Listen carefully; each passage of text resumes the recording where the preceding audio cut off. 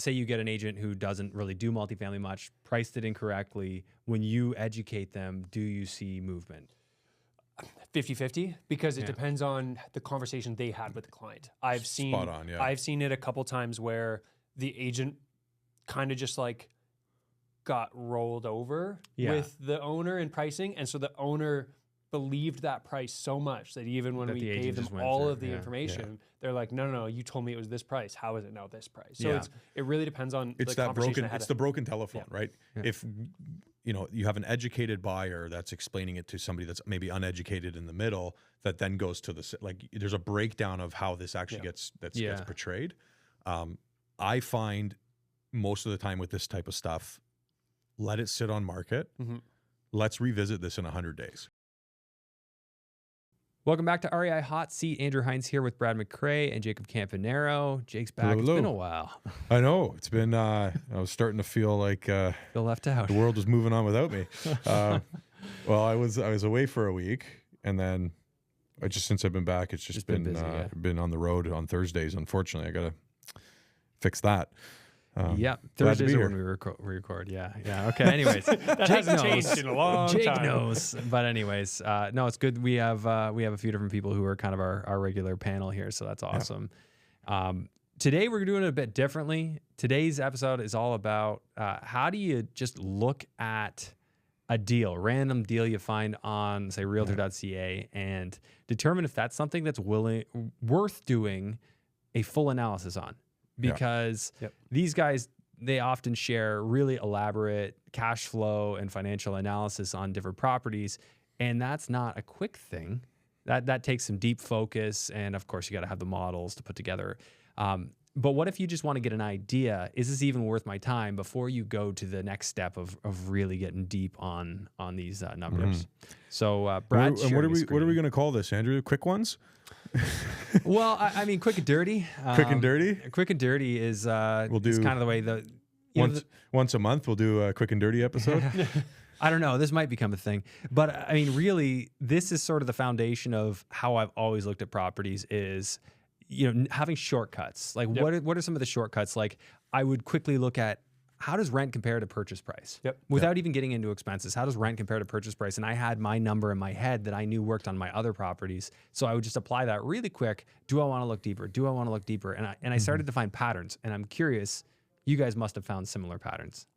I feel like there's, each buyer is going to have different criteria of what they're looking for. So it may be, the multifamily version of the 1% rule back with like single families and up to 4 units where gross income to rent or to purchase price, as you were saying. But right now I would say like the very first thing that I look at when I'm seeing a property online is like, is it even within the realm of price per unit of what that city should look like? Okay. And if it's, if I know that the average is anywhere from 150 to 300 and this is 450 a unit, it's like, next. There's probably something there, unless it says like brand new turnkey market, like unless there's features, but even then, like probably would skip it. So, and I think even before you start looking at properties, right? Because I think that's one of the biggest things people do is they get excited because looking at photos of properties is exciting, right? People want to see that. What's the floor plan? Let's look at the virtual tour. Before you even do all of that stuff, the two things Brad just mentioned there, which was number one, dollar per door.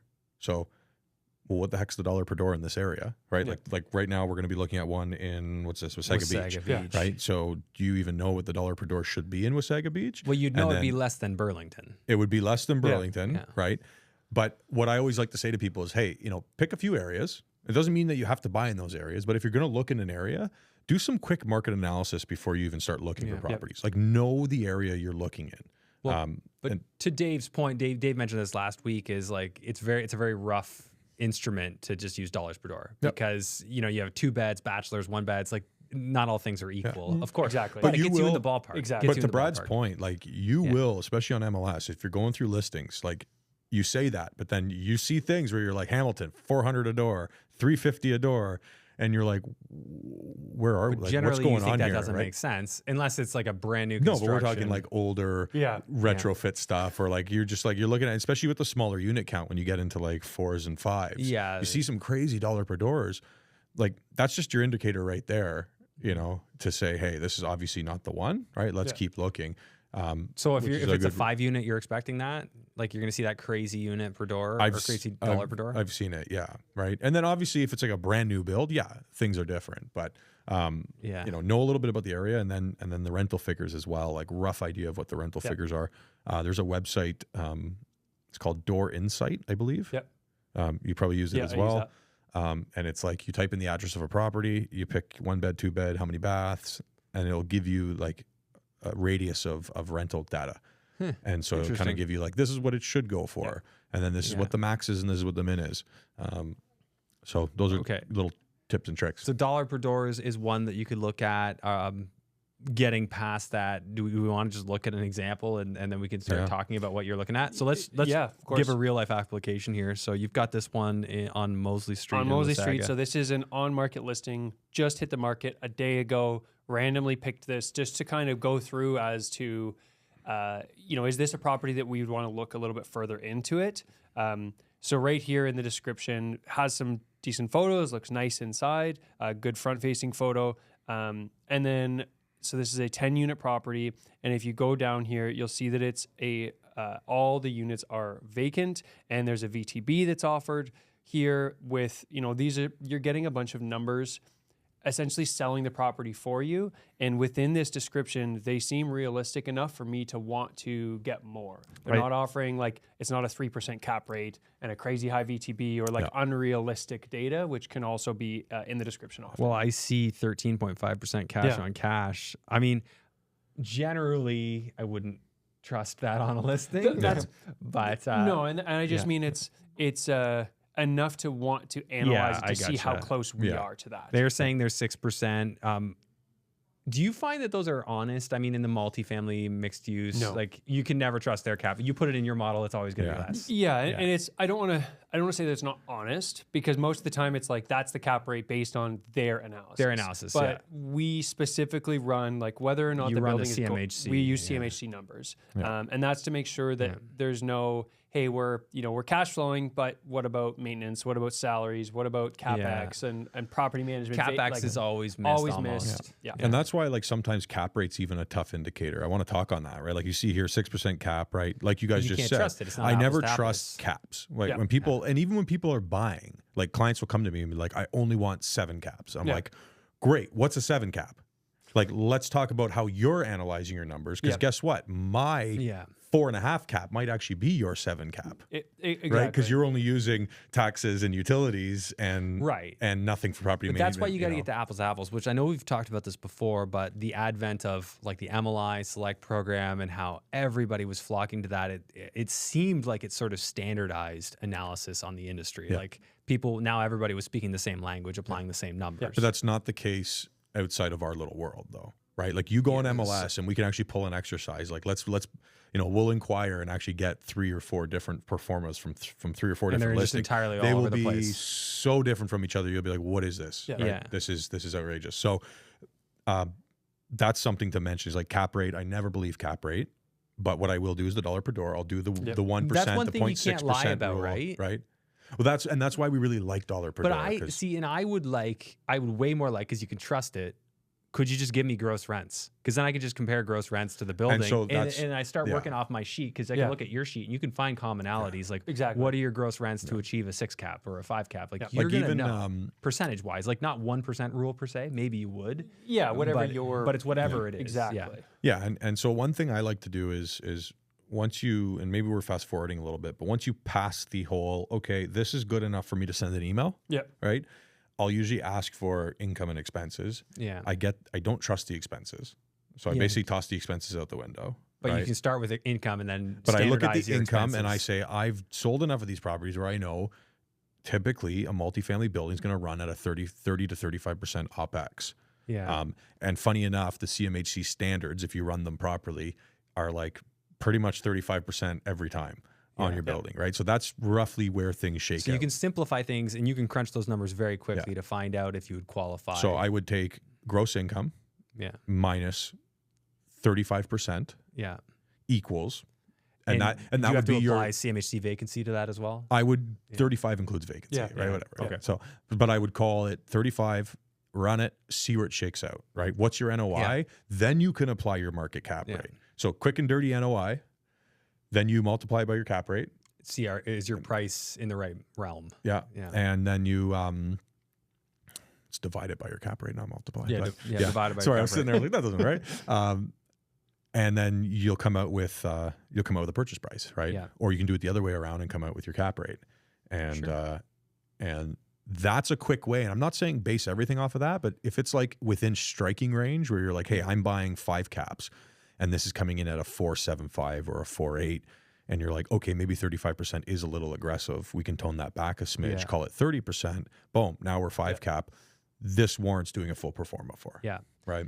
So anybody who hasn't followed along so far, cap rate's your pre-financing rate of return. So you're taking your gross rents minus all your expenses. That's your operating income. You're taking that number divided by your cap rate to come up with your purchase price. Yeah. So just keep that in mind. As a buyer, you would love a high cap rate. You don't want to buy it at like a 10 cap because that's your rate of return. As a seller, you want to get it as low as you can to get as much money out of the deal as you can. So that's where we're finding the balance. And I like this episode really just for getting an idea, quick and dirty. Do we want to look deeper? Yeah. Because you guys are obviously not doing the in-depth analysis on every deal you see. Yeah. No, I would say we definitely don't. We used to, and it was a lot. And then we've kind of figured out, our shortcuts of what should we be looking for right away. But it was good to go through the motions, and that's kind of something else that I also recommend to newer individuals who are getting into the commercial spaces.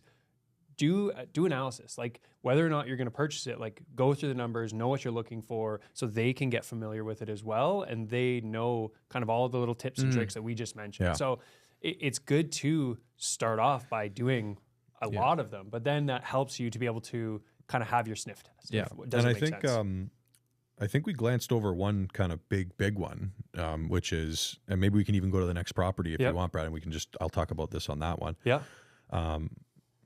Right, what do we have here? Multifam. So this is a multifamily in Woodstock. Yeah. We have 15 units. It looks like all 2 bedrooms with parking and a locker. Nice. 20,000 square feet, 4 stories.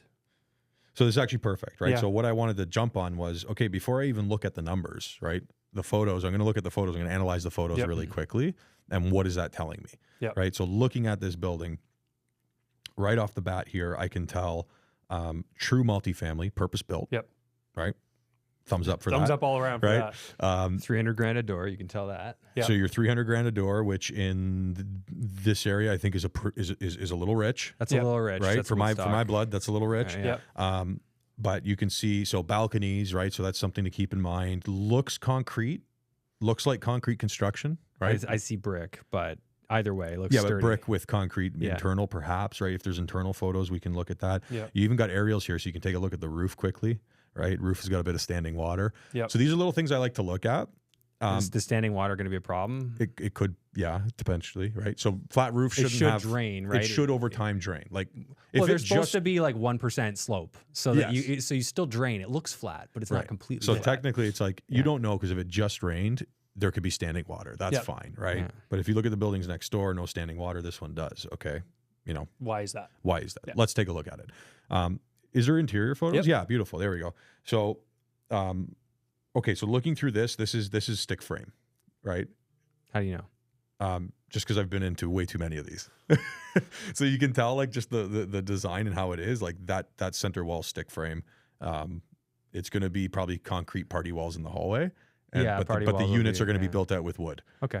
Yeah. Anyways, don't quote me on that. But that shouldn't be the biggest deal if you have firewalls in between. Not at all. Like insurance-wise, you shouldn't be at a premium. Stick frame and concrete, it's personal preference. Like concrete is always good, like the holy grail. Well, concrete's obviously better because it's more fire resistant. Right, but if concrete goes wrong, it costs a heck of a lot more to fix than stick frame. Yeah, true. Right? That's one thing to keep in mind. I think we're getting off track though. So anyways, this is good. This is good. Keep going. It's good of things to look out for. This is exactly what I wanted in this episode. Yeah. Like just spitballing as you're looking at it, what you're seeing. Yeah. That's the value. Yeah. So I would look through this, and so say my mandate is purpose-built rentals. Perfect. You got handicap bars in the shower. Yeah. So we've already passed the sniff test on purpose-built. We know this is purpose-built. So that's usually the first thing I look at is you can say purpose-built, not purpose-built, very quick. Now we go in and we look at some of the photos. Yeah. Do you want to take a moment and just explain why purpose built is such a big deal? We can. Maybe not everybody knows that. That's a whole nother episode, to be honest with you. Okay. Yeah. Well, really, really quick though. Purpose built is exactly like it sounds. Like there was no guesswork. It's not hodgepodge. You're not figuring how do we make this pipe drain into that unit because we're adding on, these units that are in an existing structure. When you start purpose built, you can plan everything properly. Yeah. That's really the big difference. And that's from the construction side and like the life expectancy side. I look at it from even just the rentability side. So people on want average, a purpose-built more people prefer a purpose-built. Tenants will prefer a purpose-built building. You're going to have higher rents. You're going to have an easier time leasing it because the units aren't hodgepodge, as you said, right? They're going to be all cookie cutter, standardized, right? Yeah. And it's just a better flow. Not to say that retrofit is not bad. Like but there's you could do really deals. good with old Victorian houses. Zach's got a deal right now. We keep looking at, and it's renovated really nicely, and the thing's like 8% cash on cash return, like anybody, but it's not purpose built, right? So those are going to go for a little higher cap rate typically, right? The non-purpose built. Yeah. So anyways, usually, and then the other thing I look at is interior photos here. So usually realtors, rule of thumb, we put the nicest photos on MLS. So you pick the one unit that's the nicest. That's Brad. Yeah, of course. You're not going to put your ugliest unit. No, right? You usually don't. And so you can see here, like, okay, it's dated. You can tell they did the floor. They haven't touched the bathrooms. They painted, right? This is your typical turnover, right? And so without even reading the description, I would say that's probably a representation of a good part of the building, right? Because anything that turned over, that landlord probably just made it this condition. New floors, new paint, that's it. And it looks like hot water. Looks like hot water rad, yeah. Which is... Would you just leave that? I mean, typical buyer's approach would be just leave those alone. 100%. Yeah, because you could have a higher efficiency boiler and you're not going to worry about it. Higher efficiency boiler, you can do mini splits and keep it. Like there's no point that the cost of removing that is. So you don't remove it, but you might throw mini splits in and shut off the boiler, or drop the boiler so it doesn't freeze. Yeah, and then everybody can run their own mini splits. Yeah, that's a golden idea. Yeah, don't turn the boiler off because separately metered electric. Because tenants will go on vacation and just think off their mini split. Yeah. And you need that boiler just to make sure things don't keep it at a reasonable temperature. But this is a great one, Brad. Yeah, like I think this is good for photos. Then I would go down and say, okay, great, purpose built. Like Andrew said, $300 per door. That's a bit of a red flag for me. Yeah. We're in Woodstock. I'd prefer to see something in the ones or less than 200 you'd want to be. Well, depending, on purpose right? built. Like this is nice. They say locker. You got lots of parking. Yeah. You might have additional developable land. Obviously, having not looked at zoning or anything like that, I do look at it and see a nice big parcel. Yeah. But probably not really a development play. And I'd want to see what the like call it low twos, then mid twos, but like a renovated unit in Woodstock, the max you're getting on an appraisal is probably going to be what, 250, 275. So the appraiser's just not going to support that value, probably. I don't think so. And I would have a hard time believing that the rents are going to support it with a cap rate. Yeah. So this one would be one of those ones where, hey, it looks great if the price was more in line. I looked at that price immediately and thought that for 15 units, that doesn't make sense. No. Yeah, but it's also like, but I would, if I had someone that was looking for something like this, I would still look into this to see like, hey, where's the disconnect? Right. Who came up with the price? Was it the owner's price? Was it the agent's price? Why are you, and just like dig into them because sometimes, and like, not to saying it's for this particular property, but sometimes there's just not enough experience in pricing them. So as we were talking about the cap rates before, they're using, just the expenses they have and a cap rate for the building, whereas they're not including salaries and maintenance or repairs or vacancies or property management, which actually brings it down. Do you guys find though, like when you reach out to somebody who's, and again, not saying it's this guy, because this guy could be like the shark of multifamily, but say you get an agent who doesn't really do multifamily much, priced it incorrectly, when you educate them, do you see movement? 50-50, because it depends on the conversation they had with the client. I've seen it a couple times where the agent kind of just like got rolled over with the owner in pricing. And so the owner believed that price so much that even when we gave them all of the information, they're like, no, you told me it was this price. How is it now this price? So it really depends on the broken telephone, right? Yeah. If you have an educated buyer that's explaining it to somebody that's maybe uneducated in the middle, that then goes to there's a breakdown of how this actually gets portrayed. I find most of the time with this type of stuff, let it sit on market. Let's revisit this in 100 days. Yeah, so you could have Right. a cash flow and all your financials done up on it, and then you just revisit it. You know, And that's what our team has had a lot of success doing, is like have the conversation right up front of like, hey, we're interested in this building. If it was, you know, again, making up numbers, if it was million 3.5, less. it was, no, and that's if it was 3.5 based on this cap rate, all this, we'll offer you a 3.5. Yeah. And they'll usually be like, no, come back. Right. And we'll circle back in 60, 90, 120 but it's days. so worth doing because people get worn down. They like, oh, I'm just done with this. Deal fatigue is a real thing, right? Yeah. And it affects the agent, it affects the seller. Like everybody at that point's like, oh my gosh, just bring me something I can take. Like, like you know what I mean? Like everybody. It just makes wants so much sense right? to throw an offer in. It gets rejected. Come back in 100 days. It makes so much sense to just stay on them. One more thing, the golden nugget I'm going to give here is if you go to neighborhood, Brad, right, and then you go to the map. Scroll out, look at your map, look where you are within the town, and for the love of God, do Street View before you go see the building. Yeah, absolutely. Go to Google Street View, drive around, look at the block. Is the crack house right across the street? Yeah, absolutely. Right? There's been, you know, in my early days, there's been times where I take clients out and this beautiful they building. shoot it down when they get outside the house. It's beautiful building, and then you get out of the car and they're like, "We will never buy this," and you're like, "Oh man, did you the guys numbers ever try worked, Street the View?" building was worked," and then I didn't do Street View, so I didn't realize there was a trailer park across the street. I didn't realize there was a some whatever. It's happened a couple times, so I always Street View now. And it saved me time and time again where you're like, Tell your oh no, clients like too, this too. is, Hey, this is not Street good. View it before we go. It may not be important to them, but at least you're letting them make that decision before driving, you know, 1, 2, 3, 4, 5 hours back and forth. To get you're coming from Toronto to Woodstock, and then you get there and you realize that it's, you know, there's something significantly wrong across the street, and you're like, oh man, the factory is right there. I didn't know that. No, I won't. So Street View, you can do it. It's a quick search. That's another way to take a look at this. Good gold nugget. Okay, I think that's a great, great episode. I love that we did this. I think we should put this in the roster, in the rotation. Yeah, we should do ones like this kind of regularly because this is a different flavor than what we've done, and I think it is so relevant. Like, how do we if you're just throwing a deal, how do you analyze it? And you know, we always come in with you have a prepared deal, but what if you aren't prepared? Yeah. And I love the idea of being able to do quick and dirty analysis, which we sort of got at today. Cool. Awesome. So guys, if you're enjoying this and you want access to these detailed analysis, you want to get access to off-market deals that Jacob, Brad, and their team come across, because like something like 80% of your transactions are off-market. I would say about that, give or take. So the moral of that story is that agents with good multifamily know other agents that buy good multifamily or sell, vice versa. And so a lot of stuff doesn't hit the market. So if you want access, make sure you join the Insiders Club, list, which is underneath this video if you're on YouTube, or it's in the show notes if you're on one of the podcast platforms. And outside of that, anything else? Right on. No, that's perfect. Thanks, Andrew. Yeah. All Thank right. you very much. And show the channel some love. Share this with a friend, and we'll see you again next week.